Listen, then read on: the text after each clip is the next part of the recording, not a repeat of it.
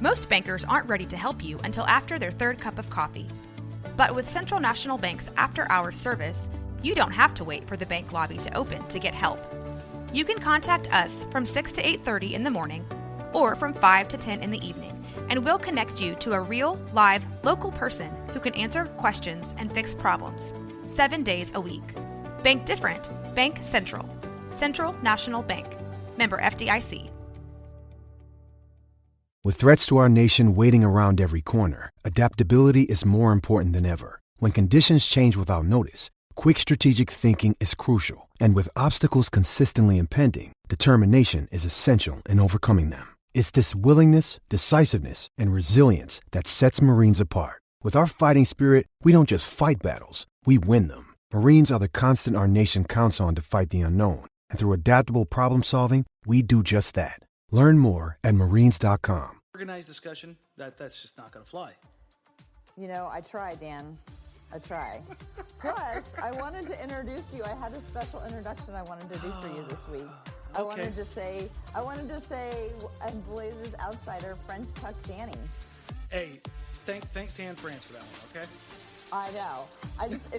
Just on the off chance that somebody doesn't know what the French tuck is, the French tuck is a fashion choice that has recently been made even more popular by Tan France from Queer Eye, and it is like basically you loosely tuck in one part of your shirt into your jeans, and everybody looks good in it. And I was so excited when I saw your promo pictures, and you had the French tuck. I'm so impressed. Yeah, that photo is from the shoot for the new Blazers Outsiders post-game show, and we had to walk at the camera and hey, all right, laugh and have fun. And I had the French tuck tucked in there, and I was feeling myself a little bit because I had the your skinny French jeans tuck and your French and tuck. Not skinny jeans, slim fit. You didn't do the cuff. That's like the final piece, is you have to roll up your sleeves a couple rolls, and I don't think you had your sleeves rolled up. So you haven't fully embraced the Queer Eye look until you do the French tuck and the rolled sleeves. So maybe next time they do a photo shoot, you can make sure that that's going on. I don't think I will ever get to that level. That one's a tough for me to come on. to do. You've been working out. You know you're just dying to show your guns. Hey, I have been working out, and I've lost a tremendous amount of weight, and I need to lose a tremendous amount more. If any indication from last season's promo photos to this season's. But yeah, no, it was a really fun night. We're gonna do one more later this week. Actually, I think it's tomorrow night. So I'm looking forward to it. I'm gonna switch it up. I maybe go with a different style of jean, but I still may bring the French tuck in. Okay, just remember, you roll up the sleeves. But speaking of guns, we were talking about Meyers Leonard and how he's been playing. But so I wanted to start and do this like methodically about what we have seen so far in the preseason, because we have 3 games now to sort of digest. And the Toronto game, I guess, was against a pretty significant opponent because of the Kawhi Leonard, and then tonight's game against Utah. We all know that Utah is a really great team, but like the rest of our preseason games this year are going to be another one against Phoenix and Sacramento. So I don't know. It'll be a good work for the big guys. Right. Well, and I don't know that we're going to learn, a tremendous amount more after the next 2 games have taken place. I feel like we've probably learned a lot of what we're going to learn. So can we start with that? What have we learned now across the 3 games about the Blazers? Maybe stuff. Why don't you start with like some things that maybe surprised you that you weren't expecting? The easy one for me is Nik Stauskas doing things off the dribble and facilitating within the offense, like initiating plays, getting to the rim, finding guys in the backside of plays. Like, we know he can shoot. Yeah. He's played through dysfunction in Sacramento and Brooklyn and Philadelphia. I mean, he was in Sacramento with Boogie, and there's that whole situations documented. Then he's, in Brooklyn where it's a dumpster fire, and he's playing in Philly during the process. Like, those are three of like the worst possible situations you could ever put yourself in. And so he probably didn't get a fair shake as far as his skill set, but it's also incumbent upon him to come outside of his shell. So being more than this is going to sound terrible, like your token white guy spot up shooter, like I think that's a pretty fair assessment of how he's viewed, or how he was viewed when he was signed. Like, he's one of these guys. I thought he was a three-point shooter. I thought he was brought in to be a three-point shooter. And I spent like the last 2 days writing a piece on Blazers Edge about the way, like the preferred shooting positions from a lot of the players. And so I thought I had learned all this stuff about how our new guys shot, and they like went out and did completely the opposite of everything they've done before. So I guess that's the danger that you run in like actually trying to write something down. But with Stauskas, I mean, I didn't watch a lot of tape of him or anything, but like that was the line on him, is that the Blazers went out and they really wanted him because they signed him right at the deadline, and they got him to be a three-point shooter, which he seems to be perfectly effective at. But especially tonight, he showed that he has a broader skill set, He's at least trying right now to show in preseason. That. Exactly. Like he's creating off the bounce, and I think this is something that it's incumbent upon like Evan Turner playing in particular. Like Stauskas, I think, was filling a little bit of that point forward role, where he was initiating the offense with that second unit, knifing down the middle, looking for his own shot, looking for players on the weak side of the play when the help did come. There was a couple times he was out of control, a couple times when he got caught in the air. Like those are things you typically see from somebody who's not doing it regularly. So I think he's trying to operate a little bit out of his comfort zone, which is fine. That's what preseason's for. He's also trying to show that he can do these things consistently, regularly within the flow of the offense, because that's what get him having the multiple skill sets. We've talked about this. God, I don't even know how many times. The idea of the Blazers having too many players that are siloed. They have this skill set and this skill set, and that's what they do. Having somebody that has a broader scope is fundamental to the Blazers being more successful this year, or even getting back to repeating their win total from last year. That's why you're looking for that from Collins. You're looking for that from Seth Curry. You're looking at that from Stauskas and from Nurkic, Aminu, Harkless. Like, basically everybody outside of Damian and CJ, because those are the only two guys who give you, the across the box score contribution nightly, where you're counting on those hard counting stats. Nurkic to an extent too. Well, earlier in the summer, with regards to Nik Stauskas, I mean, we were kind of thinking that we weren't going to see him all that much, and Nope. I mean, and now Didn't even think he would dress. Like, I figured it'd be him and Simons, with Trent kind of pushing the envelope for that spot. Yeah. Trent has looked the part, but he has shot abysmally so far in the preseason. So much so, I think it might have impacted his minutes tonight. Like, I feel like Trent fits the description of the guy who goes through the more typical measured development plan, where we won't see him much at all this year. Maybe he gets G League time. Next year he comes and he sits for every game, and he occasionally gets in when there's an opportunity because someone's out, but we don't see him for big stretches. And then in the third year, he'll have a chance to get more run, which is kind of like what I'm expecting we're going to see with Jake. We've seen from Connaughton, now we're seeing with Layman. Yeah, we're seeing it from those guys that the Blazers. It's a pretty regular Alan Crabbe, and CJ, and that's just and that just seems like how things will play out for him. And the Stottsian development.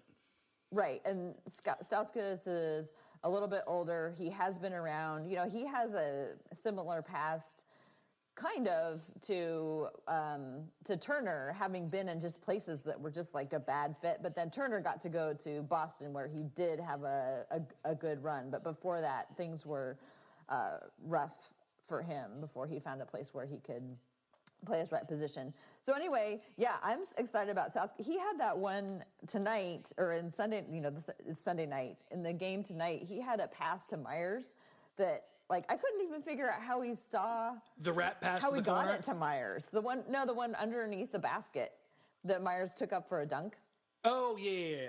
And Stauskas and Leonard have had a couple really good connections already. They seem to have built a little bit of a rapport, and they're probably playing together with each other in practice. They're probably playing with each other at the practice facility leading up to training camp and then during training camp. Like, that's That's probably a unit that's spending time together. Yeah, I'm watching the replay of the game right now. The little underhanded scoop pass from Stauskas drifting down the lane to the back cut of Meyers. Yeah, no, that was a phenomenal play. That one made me laugh because when they showed it first at the regular angle, I couldn't figure out what was like. How did he get that? Where did it even come from? And then they showed it from up above, and I was like, oh, okay, that makes sense. And it totally reminded me of the thing that has taken social media by storm this week with the Kobe. The Matt Barnes Kobe. Yeah, the Matt Barnes Kobe thing, where Matt Barnes, like all these years, it looks like it's just like gone right in Kobe's face. But then when you look at from the angle above, it's like, oh, okay. That makes sense. He was actually farther away from his face than he looked. So anyway, that just made me laugh tonight when I finally to chip away saw that replay at Kobe's legacy. You're all in favor of. I am fully supportive of. Let's see. Yeah. Let's go with other big scope things. We touched on it a little bit. Meyers. Say what you want. The dude is stepping out on the floor, and offensively, he is delivering. Defensively, it's kind of a push. He has been physical, and I know people have been begging for him to be physical, in the paint and being a big guy. And we've seen that from him. Like against the Raptors, he threw Greg Monroe down like 2 or 3 times. Tonight, he was wrestling with Gobert and Derek Favors and Ekpe Udoh. Like he absolutely. Has no problem mixing it up in there right now. I was looking for a GIF to post about Meyers because he reminded me of like as if he was like a giant squid and he was just like attacking somebody under the basket. Because I mean he was everywhere. He was like all like his hands. He just looked like somebody that you would not want to be under the basket wrestling. He was using all 7'1", 270 pounds of his Greek god frame. And throwing dudes around. And all 7 appendages. It just felt like he had extra arms and legs to pull this off. Yeah, no, I mean it's great. It's going. The Blazers really need him to do something with this unit because you and I have talked about this kind of back and forth over the past couple of days. The second unit is going to struggle in some places. While I love Stauskas' effort, you saw it when he got matched up with Alec Burks tonight that I don't want to say he's exposed, but there's certainly a difference between his foot speed defensively and a Mo Harkless, right? Mm-hmm. Mm-hmm. Like Burks is going to turn the corner on him and make him look slow. So if they are not going to be as tight defensively, they need to make up for that in some capacity. And what can Meyers Leonard do is do what he's done so far in this preseason, which is shoot 9 of 12 from the field, 4 of 6 from 3, get a few rebounds, get a few assists. Like Meyers' shots, I think they've all been threes or dunks. Mm-hmm. Like Meyers said, like they had 2 dunks a game. Yeah, the high money ball. Yeah. The money ball. You know what's interesting is, so again, back to the thing that I was writing today where I was learning about trying to figure out what people's regular shots are. Mm-hmm. I was looking at their shot charts. And I was comparing Meyers to Zach because there was sort of like, okay, who's going to go in the second unit? Let's figure out where they like to get their shots. And Meyers, has a much smaller set shot or a much smaller set to draw from because he played fewer games last year. But when you just look at his shot chart, there's like very little parts of the floor that he shoots from that he doesn't shoot at least average, if not above average, compared to the rest of the league.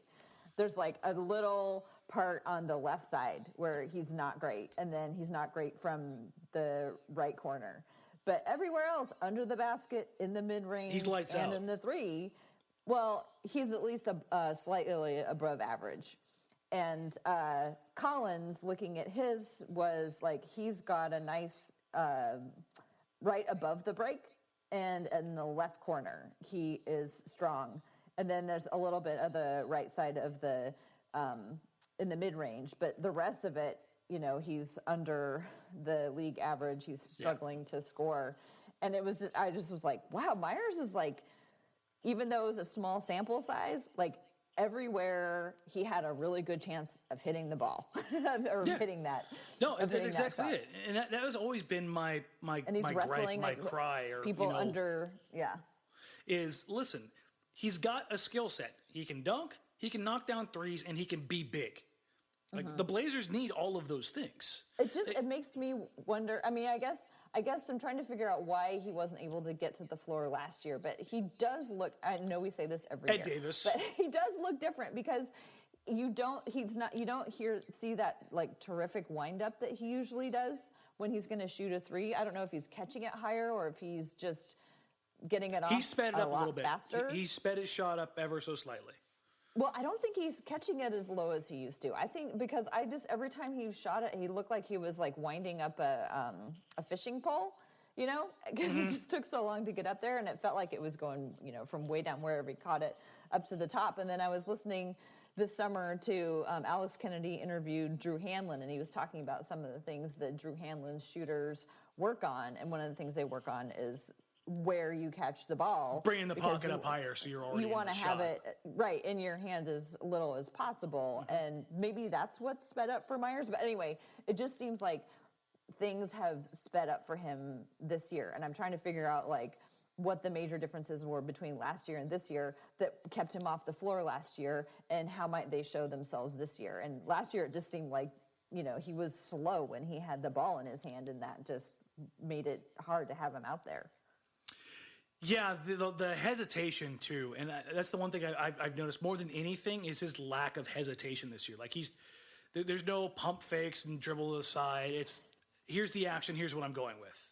Well, yeah, and he still hesitated a couple of times. The Toronto game, in particular. But he was able to turn it directly into something else. It wasn't like I hesitated and I lost my chance and now I don't know what to do. It was like I hesitated, I lost my chance, I'm going with plan B, here it is. Boom, the done. perfect example is the Toronto one that I know a lot of people bemoaned it when it happened, was he caught the ball, he had the open shot, he didn't take it, but instead of panicking or just handing the ball off or doing whatever, he dribbles to the left, little gather dribble, puts the ball on the floor and goes to attack, and the defense collapses a little bit, and he swings it over to CJ McCollum, who's wide open on the three-point line. Like, why the defender decided he was going to leave CJ McCollum at the three-point line, I'll never know. Like, Meyers is not a threat to take somebody off the bounce regularly. If you're helping in that situation, you're an idiot. Like, let's just go there. But Meyers made the right play. He recognized the help defense, drew it down, and then kicked it out. Like, that's a big-time step from a guy who everybody was getting pissed off at the fact that, once he passes up on the shot, all of a sudden he looks flustered and it didn't look right. There was a time tonight where I heard a few people in front of me in the crowd kind of moan when he passed up a shot, but the defender did half close, and it was Rudy Gobert. Like, if you're going to hesitate on somebody, Rudy Gobert is the guy it's okay to hesitate on. Like, I'm not feeling this. Rudy's the best shot blocker in the league. He can close this gap. And by him coming out, it's going to open things up. So Meyers holds the ball, decides to put it down on the floor after everything's kind of settles back down because it was a secondary break.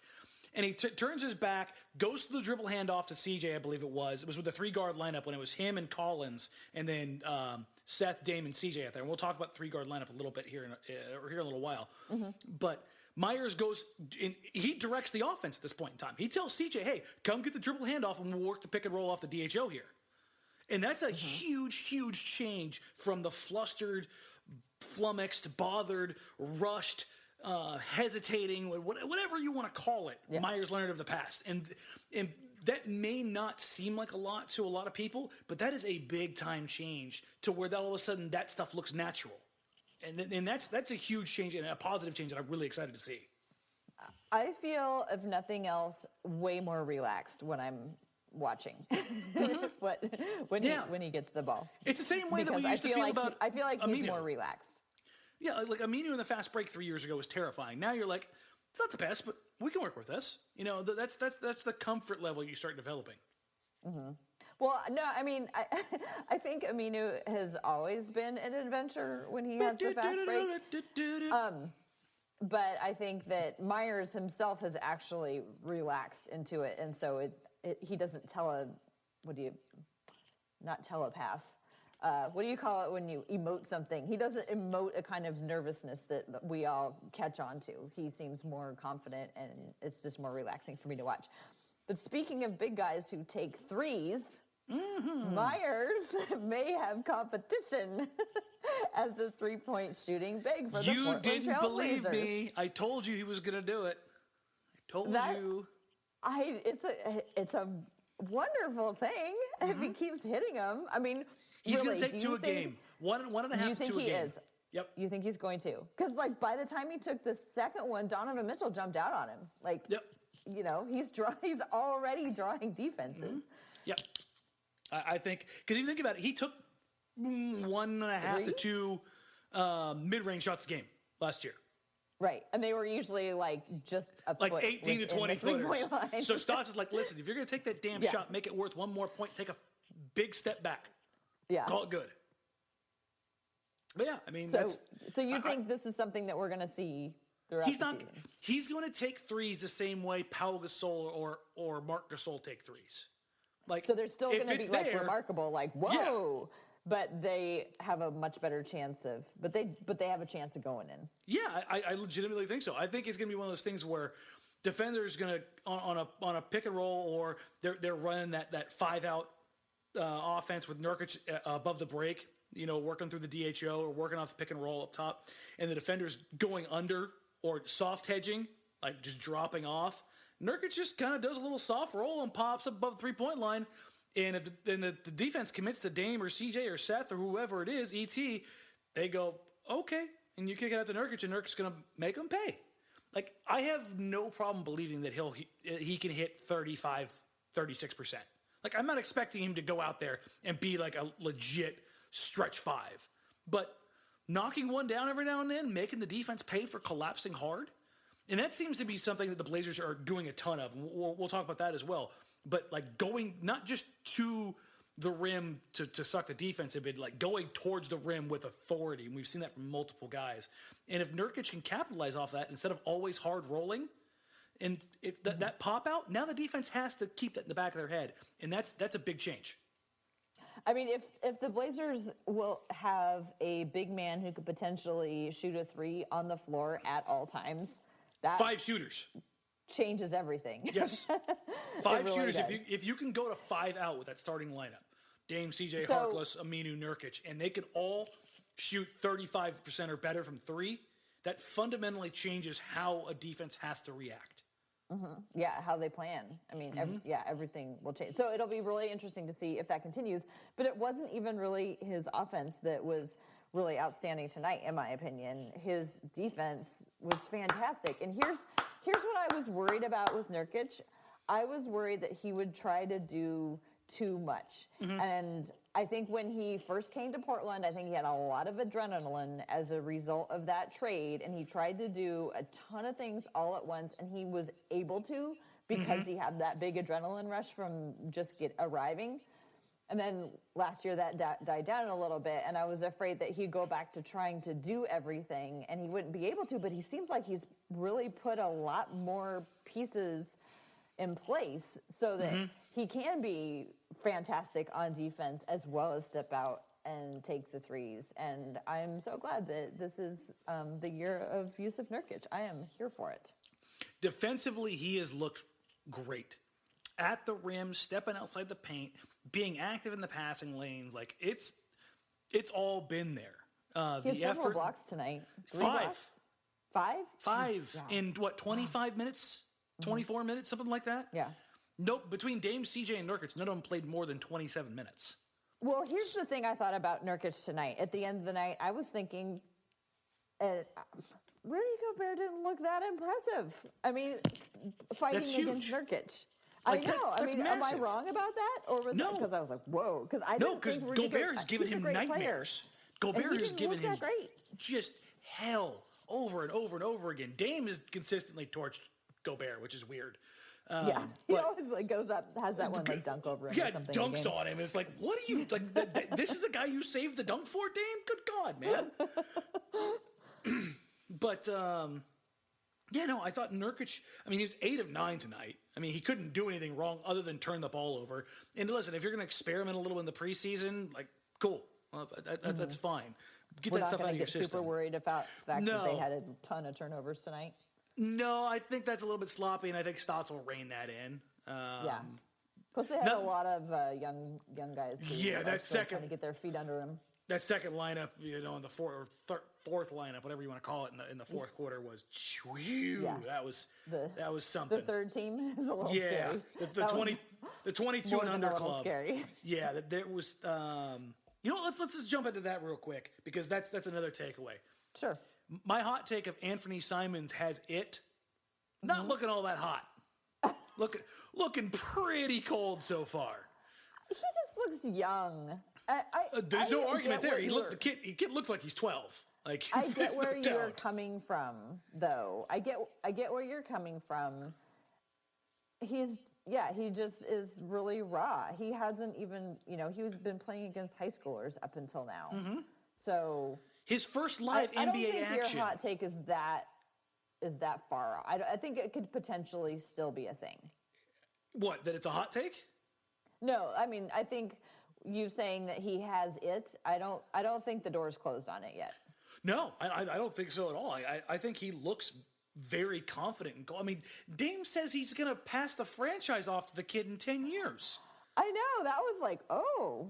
That's what I mean. There's something about this kid. You could just see it. That's just like, okay, I see what you're going for. I mean, his first real action against NBA caliber competition against the Toronto Raptors was him going on at Kawhi Leonard in a pick and roll. Mm-hmm. Like, if that doesn't say a lot about his level of confidence, I don't know what does. Yeah. But I mean, none of these guys have a lack of confidence. They wouldn't be here, really, if they, had a lack of confidence. Although we just spent 5 minutes discussing Myers Leonard. Yeah, I'd say Myers, Jake, Stauskas, Aminu and his shot, Harkless and his. I think the only guys you could say have never really, we've had visibly seen confidence issues are Dame, CJ to an extent, Nurkic. Okay. Everybody else, I think, has shown some confidence issues. It's at one point or another. That's okay because outside of those guys, most of these guys are 24 years old or younger. Right. Like okay. That's a real thing. Like that's okay. I am not going to get through this entire podcast without saying, God, does Donovan Mitchell look really good up close and personal. I'm looking at the box score here. Can we move on? And I just had to get it in there because man, Joe and Shane had to make sure that that I didn't try to sneak a picture with him, which of course I did.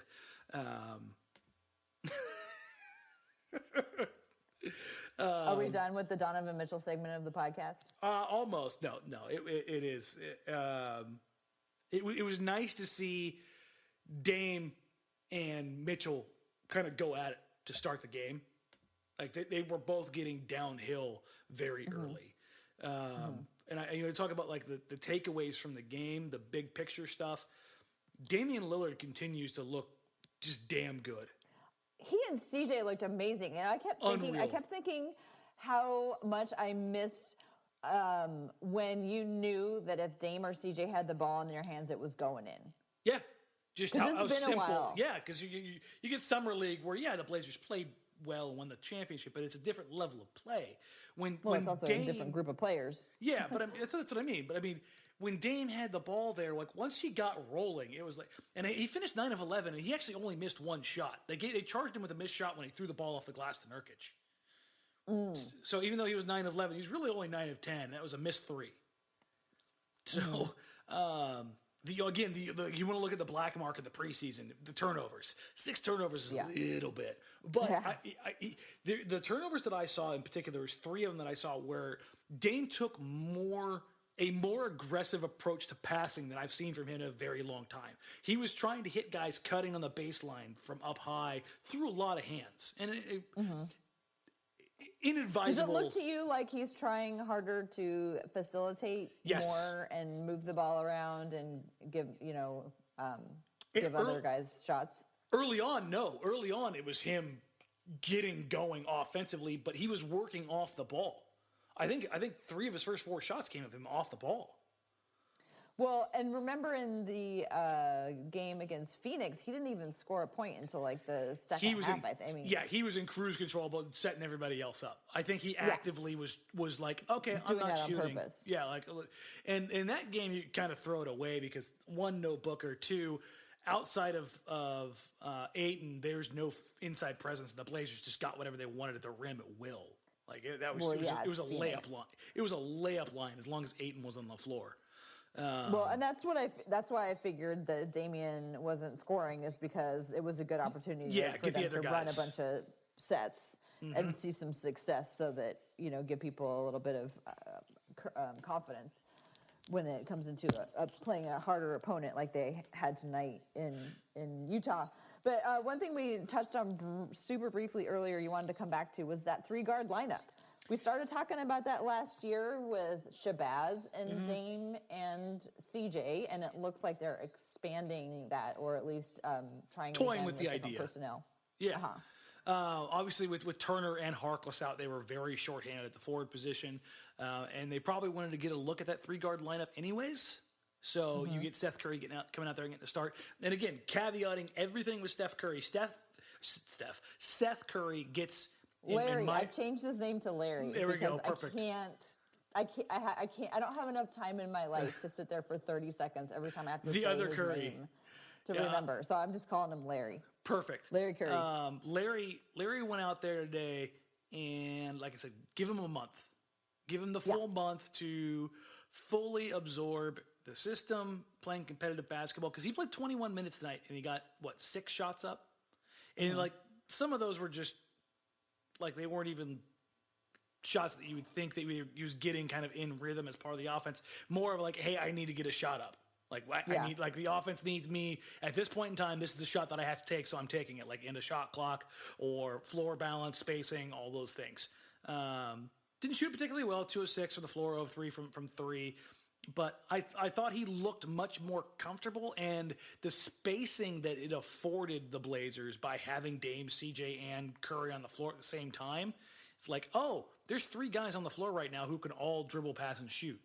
You can't cheat off one side. You can't load up one side of the floor. Even if you load up one side of the floor against Dame, you can still help him recover to one guy. In that case, CJ. But if Seth Curry's on the opposite side in the weak side corner, now that's a really, really long rotation. And we actually saw a few plays where they swung the ball all the way across the weak side corner, which takes a level of basketball knowledge, savvy, IQ, whatever, to understand what the defense is doing and to know when and where that spot was going to open up. And I thought the Blazers did a pretty decent job of finding that and exploiting that tonight. And that was because that lineup has so much shooting on the floor. I think that he, like you said, Seth needs a little bit of time to get used to it. Because, looking at he looks like he feels great. So, it doesn't appear that he's, health-wise, anything. Yeah, it doesn't appear like there's any lingering effects from his leg or whatever. Because I know you've been worried, I think, about whether or not that was something that he could really come back from. Yeah, being out a year is never a good thing. Right. So I feel like it's going to take him a while. I think we talked about this last time, is that it's going to take him a while to work into it. But I was looking over his shot charts, and they are beautiful. He is a beautiful shooter. Yeah. And with Dallas, he was getting up 10 shots a game. And I don't know if, and primarily out of the pick and roll. He's going to get, but he's going to get, I think he'll get going, I think, once he gets a little bit more familiar. And he's somebody I think I talked about this last week. He's somebody I'm pretty excited about if everything comes to fruition. And you always temper that by saying, yeah, but if he does really well, then he'll be gone. And I'm just going to say, I'm just going to enjoy the year or two that he does have. Because I think he's fun to watch too. I just kind of like. He does play an enjoyable brand of basketball. World Steph, because he's just a little bit edgier. Looks like he might be a little bit. He's Sebastian Telfair if Telfair had talent. That's how I look at him. He even wears Telfair's number, which really throws me off. Really freaks you off. If he throws on that damn headband again, I'm gonna be like, oh god, I'm just gonna have flashbacks of drafting Telfair and then passing on Chris Paul and Darren Williams. It's not a positive memory. We need to get past this. Yeah. So anything else you want to discuss about the 3-guard lineup or CJ was facilitating. CJ was facilitating early on to start the game. I think of his 4 assists, I think CJ had 3 of them in the first 5 minutes.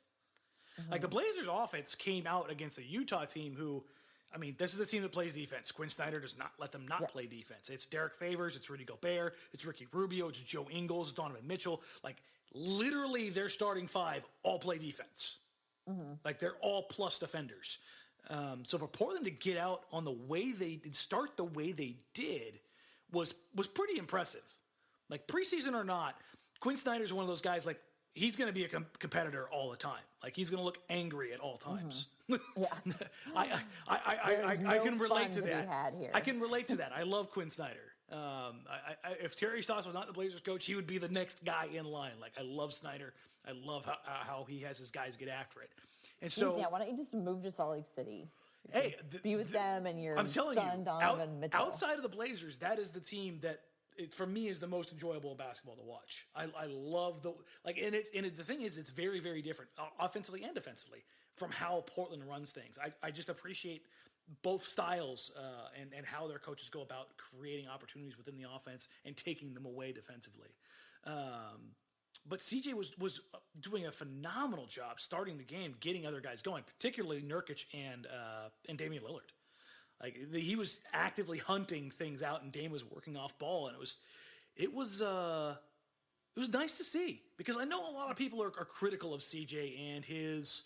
It's not an inability; it's just his lack of delivery in the counting columns when it comes to assists. But I think a lot of that also has to do with being on the floor with the second unit and being responsible for scoring and setting the table last season. Here's the thing I think about CJ is that CJ is really good at, like, going out and executing exactly what he needs to do. And so I think CJ always has extra things that he could be doing, but he's not doing them because that's not what is required of him at the time. So, like, just as we saw him progress and get better and better over the years, he's always been like, well, I could always do all these other things. Like, when he got the most improved player, he was like, I was always this good. I just didn't have, the opportunity to show it. And I feel like his skill sets is he's always using he's like very conservative with them. He runs a lot. He has to cover a lot of ground. So I think he can't spend a whole lot of energy doing other things that are not a necessary part of what he needs to do. So I think he's really conservative about not doing anything extra. But then when you add more responsibilities, he takes them on easily because it's always stuff that he's always been able to do. He just hasn't been asked to do it. I think it's a fair assessment. And even more than that, I think his responsibilities last year were different from what maybe fans were expecting. Like, maybe they were expecting him to set the table more with the second unit, but I mean, can you really set the table more effectively with the second unit when you don't have the floor spacing, when you're the primary creator and the primary scorer? Like, that's a difficult line to walk. And when you're constantly throughout your career, you're a lead guy whose job is get buckets. Then it's hard to go over that level. Well, so one player who's had kind of a rough preseason, and that is Zach Collins. I still believe that I was watching him on defense for a while, at least for the first half of the game tonight. And he was doing a lot of setting. Well, at the beginning of the game, he was getting called for a bunch of screens. Okay, the one in particular where the first one he got called for.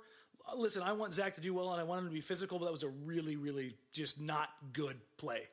The full on hip check. Like, it was. Yeah.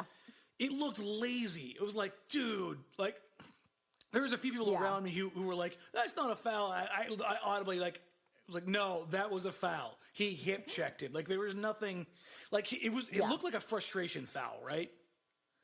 You shouldn't be having those in the that preseason. One was just like, ooh. But I mean, he kind of started off the game like that, and then he settled down a little bit, and he did a lot of secondary screening. Like, he did a lot of. He wasn't involved in the play with the ball, but he was involved off the ball, setting screens and slowing people down and clogging up space.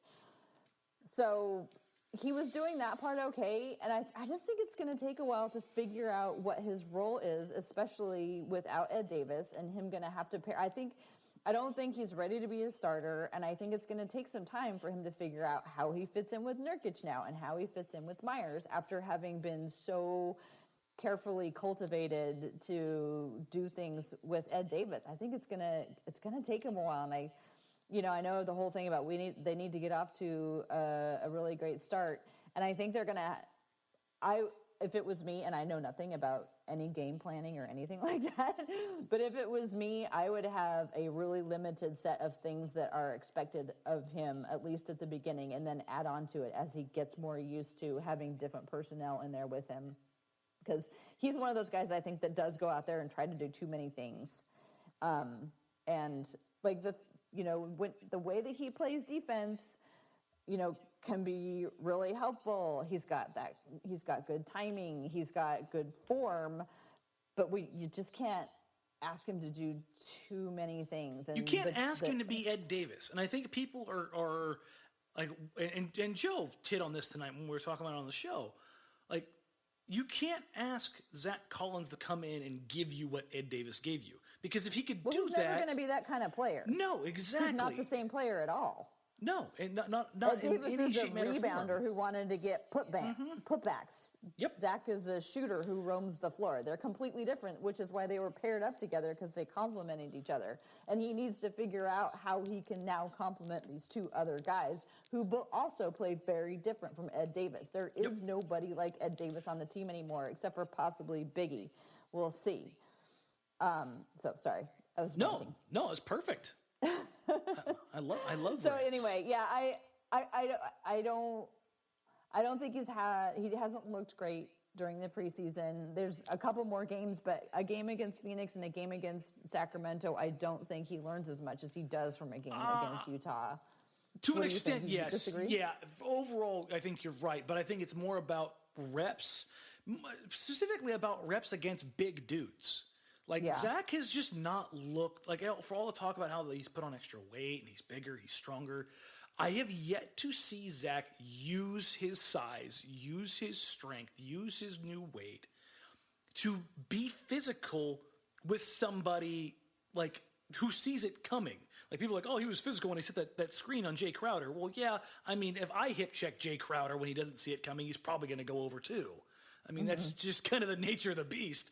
But like, when he had Crowder down low in the post, he didn't uproot him or fight for position and try to establish some sort of physical dominance. And I haven't seen that on defensive end either. And people can argue that block shots or getting big in the paint or standing tall in the paint, being vertical takes some strength. Yeah, to an extent. But I've seen other bigs and even some smalls so far physically kind of beat him up. And that's not entirely. It's not a cool. It's not a fun, promising sign early on. Like, I think he still needs to get those reps. And playing against a team like Sacramento, who has 13 centers, will be a good thing for him. Like, they've got Willie Cauley-Stein. They've got Marvin Bagley. I mean, they've got a bunch of guys who, if he can't handle a kid who just came out of college in Marvin Bagley, then I think that's not necessarily a sign of worry. I think it just more points to hey, maybe the whole plays that close to the basket thing isn't really, in the cards, at least right now. And you play him like you played him last year, and you ask Meyers or Caleb to be the guy inside.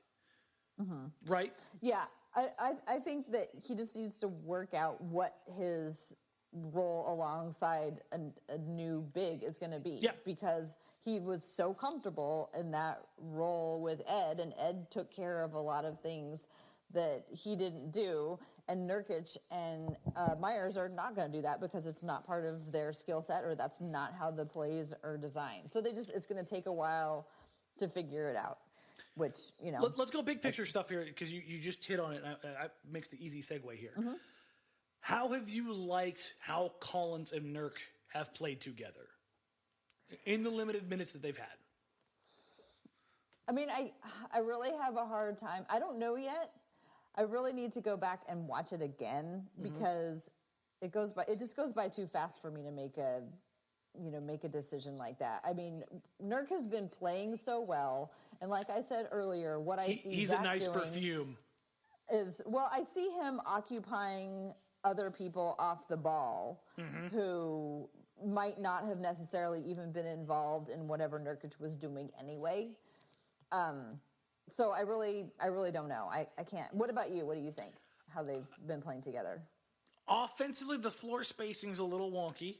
The Blazers are doing, from what I've noticed, they look like they're running a little bit different set, a little bit of a 3-out, 2-in throwback kind of set, like when the Blazers had LaMarcus and Lopez, with Zach and Nurk both kind of operating around the high post, horde sets, which they do run a lot of. Basically, it's what they did when they had Ed and Zach on the floor last year. So it's a little bit of a different look with Nurkic and Collins. Defensively, he's got that hall pass. He has the ability to roam, which is what he's really good at. Like that is where Zach Collins is comfortable. And I've seen it roaming on defense. Yes, roaming on defense, like being the guy that is the help side defender, coming over, hedging, showing, rotating, closing down, coming over to alter or block a shot off a rotation.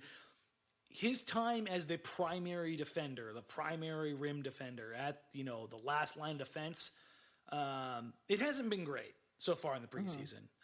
It's definitely been a very, very mixed bag. He's had a couple decent plays. He's had a couple okay plays. He's had a couple really bad plays. And I think, and this is something we talked about earlier, at least you and I did. I'm to the point with Zach where I think he's just a slow starter. Like he has to kind of work his way into the season. And there have been a million players like this in the past. Like that's not an uncommon thing by any. That's not an insult. That's just some guys come into the season ready to go. Like Dame. Well, it's exactly what I said in terms of he needs to figure out what his role is with these new players, and it's going to take him a little while. Yeah, and I think it could be like that if it was exactly the same roster as last year. I think he needs. Oh, really? Okay. Yeah, I think he's just a slow starter in the season. Like I think he needs to get the reps, and it's something that could eventually disappear entirely. I could be completely wrong, but from what I see and what I'm looking at when I watch him, it looks very reminiscent of last year. Not the level of play, but the same kinds of things where he's hunting these things out.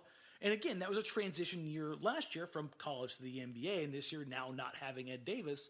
So perhaps if everything is exactly the same next year, maybe it all disappears. But maybe he's just a guy that he needs, more reps because he's still a young dude. He still doesn't have, like the 10,000 hours. You know what I mean? Like the idea of that repetitive basketball where you're playing night in, night out, over and over. Played 1 year of college basketball. He's got 1 year in the NBA.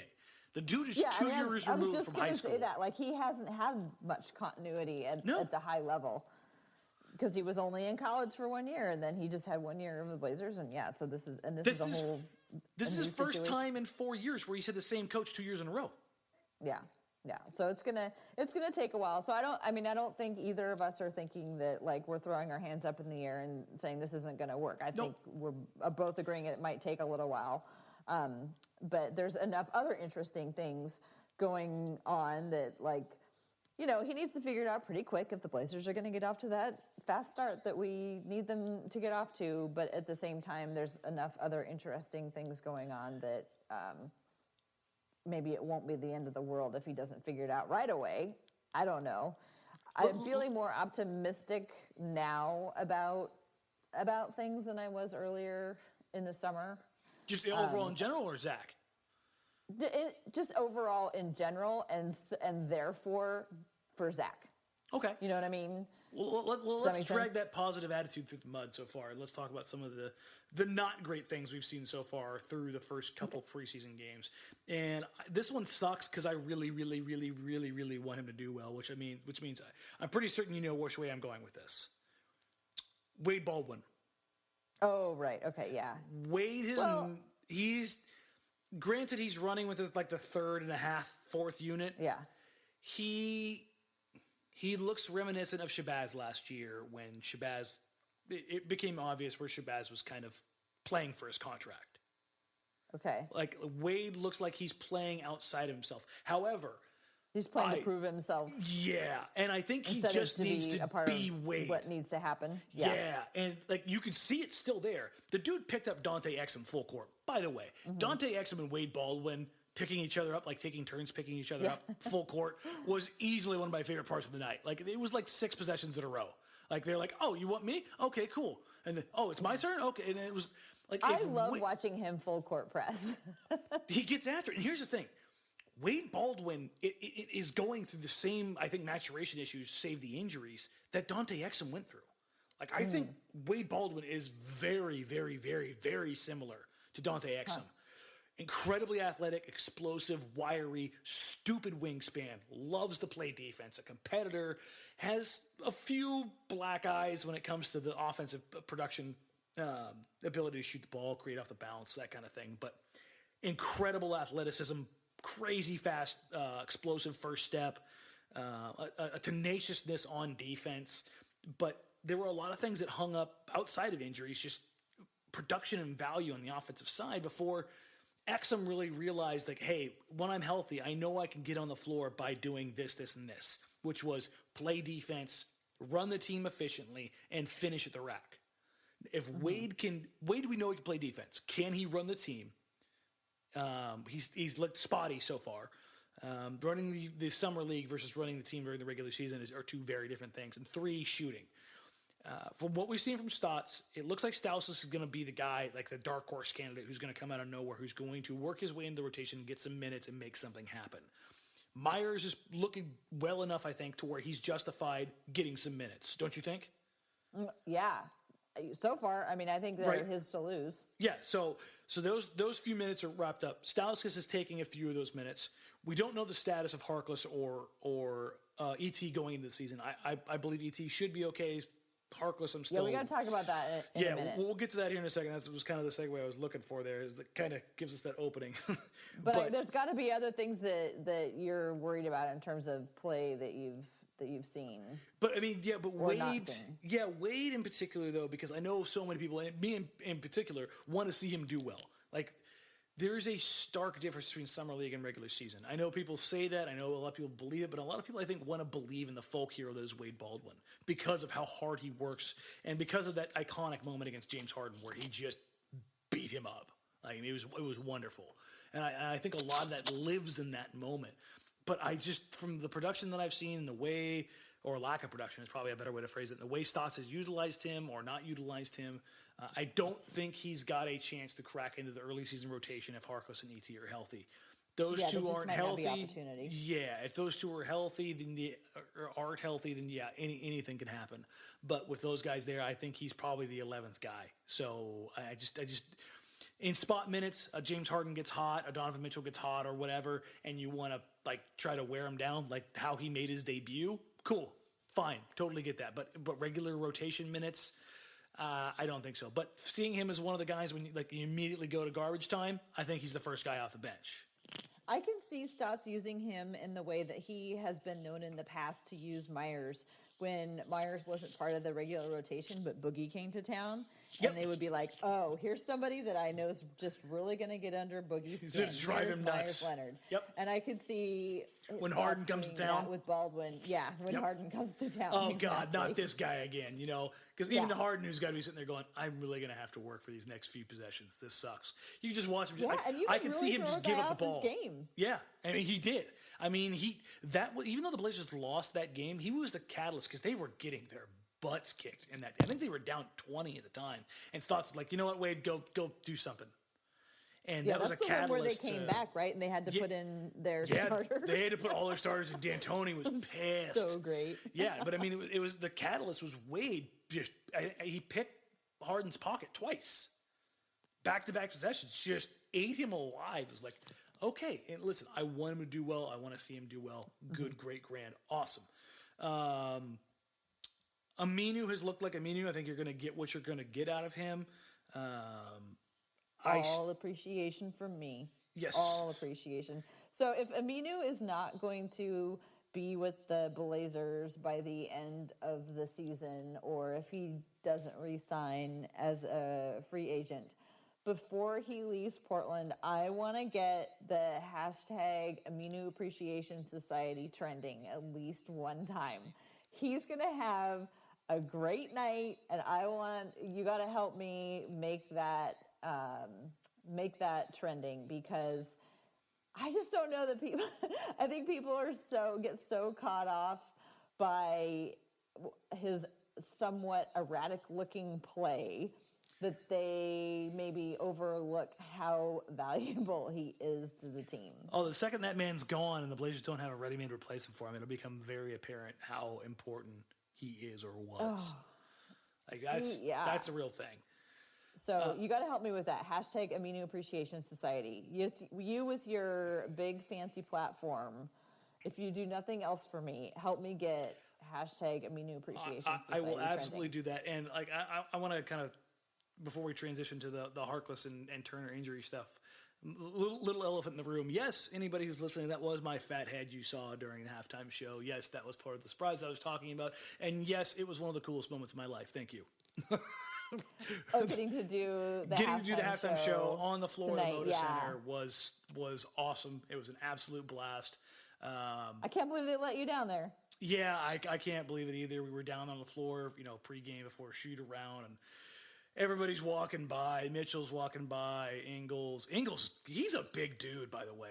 People don't understand how big he is. Rudy Gobert walked by, and it was like watching a brontosaurus walk by, just because Rudy Gobert's so he's so tall. long. He's so not just tall, long. Everything about that man is just long. I stood next to him at Summer League, and I was like, hilarious. my God, this man goes on as long as, like, I don't know, what's a really long river? Like, he's just like... The Nile. There you go. Yeah, he was tall. It's crazy, and it's really humbling to go when you're like, oh, I could do this if I was. No, you can't. No. These dudes are unbelievable. So yeah, I mean, getting to go down the, being a part of the halftime show or being the halftime show and being around the players and just kind of taking it all in. That was one of the coolest moments of my life. So shout out to everybody who's been supportive and all that stuff, because it was an absolute blast. It was a little bit weird because I had people all around me right there on the baseline. People have got their cell phones out because they see some jerk with a microphone. They're like, hey, this guy must be important.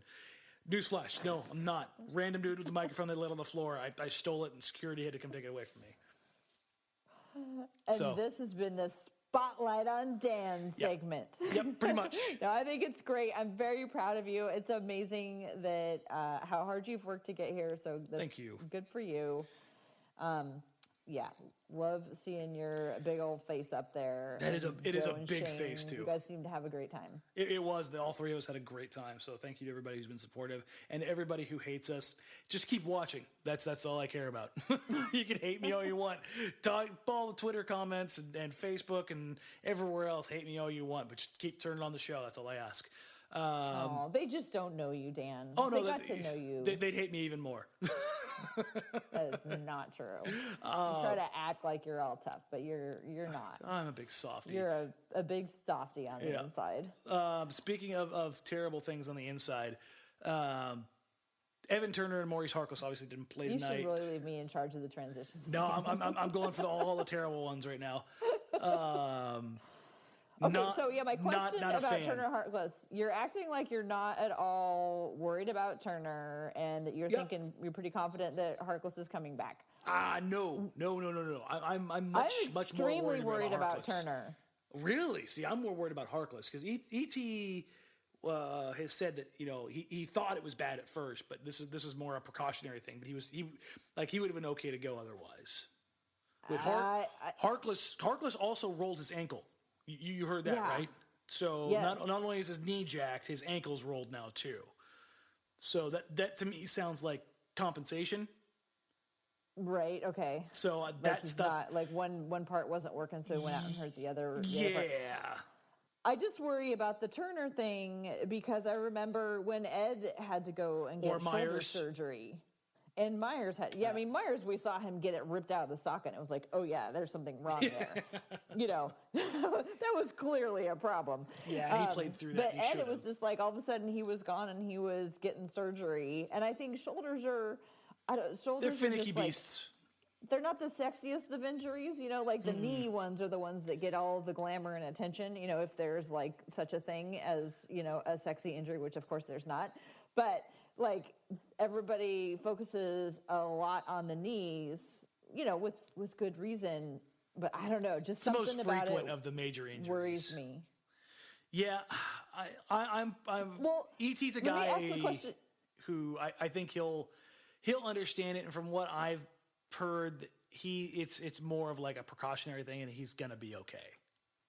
I hope so. Well, but another way to ask the question though is, which is more worrisome to you, if Turner or Harkless had to miss extended time? There's no ready-made replacement for either one. They're kind of like the quasi replacement for each other, so it sucks either way. But I think the Harkless one's is a little bit harder to recover from because they don't have another one of those guys who can just fit in. Like, the reason Evan Turner is getting the ball to become that point forward is because in order to be successful, he needs the ball in his hands. Harkless doesn't need that. And the Blazers, the only other guy they have that's remotely like that is Aminu. Now, they could do something funky where they slide Aminu down to the 3 and bring somebody else in, like Layman at the 4, or bring Layman in, have Aminu stay at the 4, whatever you want to call it, which not a good thing with the way the Blazers season starts, like schedule-wise. Like, it's a tough start to the season. You pull Harkless out of that lineup, it's kind of like, this is getting a little difficult. If you pull Harkless and Turner out, if they make it out of the first 12 games above 500, I will call it a major success, because not only is the position of most need, it's the position of the shallowest depth on the roster, hands down. Like, even the Blazers front court has more bodies than that small forward position. Well, the thing that worries me is that I had, maybe this is not anything I need to worry about, but I had fully embraced or wrapped my head around the concept that Turner was going to basically run that second unit, even though he's not a point guard. I was like totally fine with that, because I like it when he has the ball in the hands with that second unit. And I was like, with 4 shooters around. Yeah, it's great. Right, exactly. I mean, and I was excited because this year we did have, like, last year it was tough because, like, Shabazz also had to have the ball in his hand, and then there weren't as many shooters around. Turner was supposed to be one of the shooters rather than, the ball player. So I was thinking that this year it made a lot of sense that, okay, in the second unit, there's a nominal point guard, but Turner's really the guy who's running the offense. And if Turner's not around to run the offense in that second unit, I'm concerned about who's going to be the floor general at that point. I think it'll end up being Seth or CJ, whoever ends up staying out there. Maybe it's Dame who ends up staying out there. Like, they might go back to just the regular Dame and CJ, just stagger, nobody being off the court. Yeah. I think it's a possibility if Mo and ET aren't ready to go. Like I said, I think ET will be ready to go. I mean, they've done it before, so it's not like they have to learn it all over again, I guess. No, but the lack of flexibility that in the position that puts you in, along with a lack of length and size, like, man, that's not a good position to be in, because now the depth of your front court is in question, and the depth of your wing core is depleted. Like, your wings consist of Jake Layman, and if you want to swing Stauskas or Curry up to the 3, or Stauskas I guess the good thing of what we've seen so far, all the early caveats in place, what we've seen so far of Curry and Stauskas is they appear to be more multidimensional than I at least had initially thought that they would be. So I don't think that either of them are guys who are just going to do, catch and shoot like Allen Crabbe did. Because that was like the comparison. I was like, one of these guys is going to be like the Allen Crabbe, which is just catch and shoot. But they seem to have a broader skill set than that. And so if there is no Turner to floor general, I at least feel like there's other guys who have the capability of that skill getting set, assists and creating things. Yep. Whether or not they want to like run the floor, they can at least, make the passes and get the assists and get it to the open guy. All right, let's take a look at this, because we're kind of running short on time here, because we've already gone a little bit longer than we usually do, just because there's so much to talk about. Big scheme things, we've got the Suns and the Kings left in the schedule. What are the things that you want to see, hope to see, good and bad? I really want to see Meyers continue to have success with shooting from various parts on the floor, and Nurkic being able to do multiple things. I really want to see the two. I think if our two of our major big men hit the beginning of the season on a high note, like, going strong, I think that'll bode really well for the rest of the team. Because, even if they have a question mark for either Mo or Turner. If you have Nurkic playing strong, you got Damon, CJ all ready to go, and you have Aminu who's always reliable. I don't think that that mystery third position is as worrisome as it would be if the Nurkic was struggling as well. So yep. yeah, I want to see them continue to play strong. How about you? The first one for me is the most important. Get through the preseason healthy. Get ET right, get Harkless right, get Curry some confidence, and then that leads into my second one. Get Curry and Collins need to have good games, like just for a confidence standpoint, both for them and for us. Like I think people are excited about what Seth Curry brings, but I think Seth Curry needs to have like one of these games where he comes in and just microwaves. Like he just needs to get up like 13, 14 shots in a game. Like I hope Stotts does that. Like get him his swagger, get him his confidence, get him really, really involved, feature him to an extent. Same thing with Collins. Like I want to see him get physical with somebody. And this is the part where I don't care. I do not give a damn one bit about him getting a foul if it's him being physical in a sense that in a way that makes sense. Not in a throw your hip at Jay Crowder because you're pissed off about something sense. But like fight for position and get the position and own it. Like let everybody out there who's on the floor with you know that you are going to fight them for that inch of space. Like that's some of that fighting octopus that Meyers has in him. Bring that. Like, and be physical. Maybe you get a foul for grabbing someone's arm or whatever, but I don't care about that. Over him, draped over him in a million ways, and it's like, well, that's fine. Myers, when he was wrestling with Greg Monroe the other night, like Monroe had this look like, dude, it's preseason. You're gonna remember that all year. But the look on Monroe's face, the look on Monroe's face said everything. Like, dude, I did not sign up for this crap tonight. Like this is a preseason game. I'm in my 11th year. I didn't want to deal with this. This big dude who's throwing me around. I want no part of this. Like I want to see that from Zach. I want to see him. I don't care if it's a big. I don't care if it's a small. Just show it to me in a sense that okay, you're understanding the mentality of what it needs to be to own that painted piece of land right there. Like that to me, I think is the most important thing for the Blazers is the bench. You know what you're getting from the starters. So the bench has got to figure something out. Like the starting lineup has been phenomenal so far for the Blazers. So through the preseason, like they've done everything everybody could have asked. Like I think they've won their matchups in every one of their games. The Toronto one was probably a push. And even then, that's okay. Like that Toronto starting lineup is a nightmare to deal with, especially when they put Ibaka at the 5. I don't think the Blazers saw that coming. Like that's a difficult thing to deal with. But otherwise, they've been great. Where they've given up ground, and sometimes a ton of ground, is when Dame and CJ leave the floor. Find a way to get Seth involved, get Collins involved on both ends of the floor, and get them a featured game to get them the confidence for them and the fans heading into the season. So health, and then those two guys really getting it going, getting a booster, like to kind of kickstart off the season. Okay. I mean... That sounds pretty positive, Dan. Give it time. Give it time. Okay, one last really quick question. Where are you in the Meyers Leonard facial hair? I am 100% behind it. Grow it. I think I have a theory that, remember a couple years ago when he wanted to grow his hair out? And it was going to be the year of Myers, and he was growing his hair out. Ellie was totally against that. That was the wife said no. He cut his hair, and it was like Samson. Yeah. I was like, if she hadn't, or I don't know, they said it was Ellie. I don't know who it was, but if he hadn't cut his hair, I 100% believe that he would have gone on to have an amazing year. So I think if Meyers Leonard wants to grow out the facial hair, get a big Valanciunas beard. Oh, eventually. Of course, it'll take a while. Yeah, I with think Meyers, he just needs to go for it. So if you had to make me bet, but who could grow a beard, facial hair better, thicker, faster between Joe Simons and Meyers Leonard, that would be a tough call. And let me tell you, folks, that is not a race you want any part of. That is a tortoise against a tortoise. I love both my guys, but yeah. But I'm still all in favor. Like this is the year of Myers, I think and it would come in just fine. On it.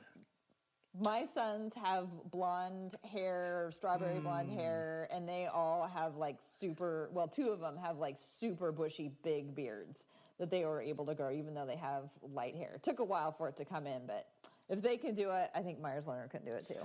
Like I said, I'm all here for it. I've always been a fan of his. I want to see him be successful, and I think it's very crucial to Portland's success this year to have him be Absolutely. And he doesn't have to be the most valuable piece on the franchise. I'm just saying he needs to be productive on the minutes that he's out there, and I think they're going to need him to play a consistent 10 to 12 minutes a night. I think that's going to be right where he hovers around. So, yeah, I'm just so excited that we have basketball to talk Thank about. God. I have all the basketball in the world to talk about all this all week. You do all day long. Literally, I'm talking it every night this week. I've got to do some promo stuff tomorrow night. We've got the show Tuesday night, game Wednesday night, show Thursday night, game Friday night. I'm like, this is awesome. I am literally doing basketball with the stuff I had yesterday. I'm literally going to have 7 straight days of basketball, and I have never been happier than my life. This is awesome. Awesome. Well, let's end that. Let's end it on that high note. We are, let's see, as I was not allowed to say at the beginning, we are the Blazers Edge podcast. So you can find us in the Blazers Edge podcast feed on whatever podcast catcher that you use. You should like us and rate us and subscribe us. There's one review on there where they say something about how they gave us 1 star because they said, as soon as I heard that they thought that a college team could beat the 76ers, I was out. And I'm like, first of all, that's like, what, 4 years old? Something. So I'm like, we got to get some people to get in there and give us some good reviews to drown out that one, because that's the top one, and it makes us sound like we don't know what we're doing. Anyway, you can find me on Twitter at TCBBiggs. You can also follow my other podcast that I do that comes out in the Blazers Edge podcast feed at Hoops and Talks. It's the Hoops and Talks podcast. Comes out every other week. I think that does it for me. Dan, why don't you take us out of here? All right, folks. As always, you can find me on Twitter at DMarang. Same with also every other social media need, Instagram, Snap, whatever. It's all the same everywhere else. You can also find me on every game night, pre- and post-game show on NBC Sports Northwest. Everywhere. I am everywhere. You cannot get away from me. You will sporadically see me popping up on your TV during halftime throughout the preseason. Otherwise, hour roughly before tip, and after Michael Holton and Jordan Kent finish up with the post-game show with the Blazers broadcasting, right over to NBC Sports Northwest. I guess you'll be watching there anyways, where Joe Simon, Shane Brennan, and I will have the post-game show, which should be about an hour long each night. So really cool to be able to talk about that, and excited to see what that all means this season. And again, thank you to everybody who's been supportive of that whole venture. It's been really cool. For Tara, I'm Danny. Everybody else, thanks for listening. We'll catch you guys next week. Bye.